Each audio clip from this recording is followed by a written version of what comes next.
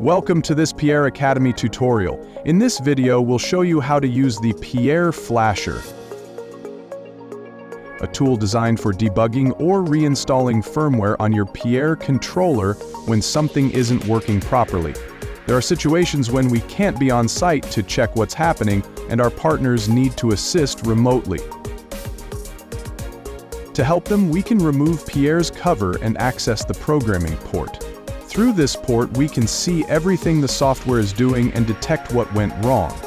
When the partner arrives on site, they connect the programmer to their phone using a Type-C cable, and the PIERRE Flasher app automatically opens. We start by plugging in the programmer. Make sure the Type-C side is facing outward. Once connected, several options appear in the app. We can, for example, erase the controller completely if we need to re-add it from scratch.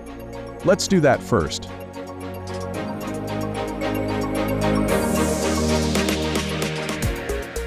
Be careful here, this process deletes all data from the controller and resets it to factory state.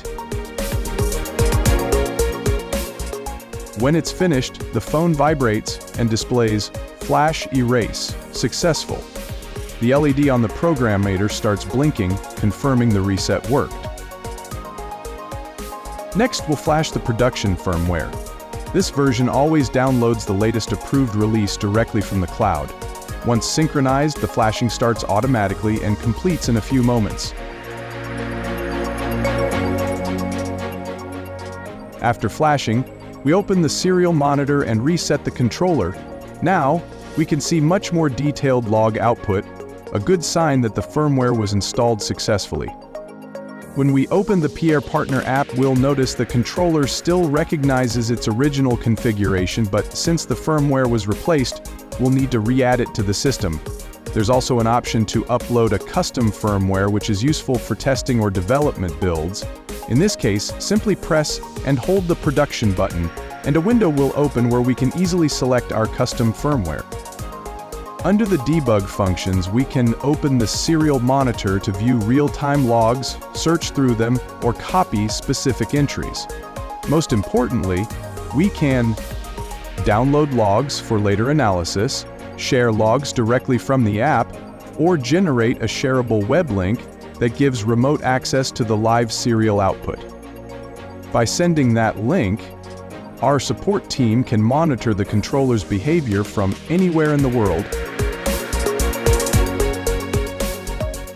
Device resets, we see it instantly, live and in real time. If there's no internet connection, the app displays a download error warning, since firmware updates always require internet access. And if you encounter an issue, you can easily send a bug report directly from the app by shaking the phone.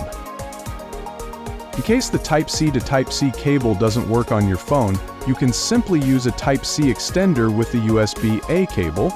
The app will detect it automatically.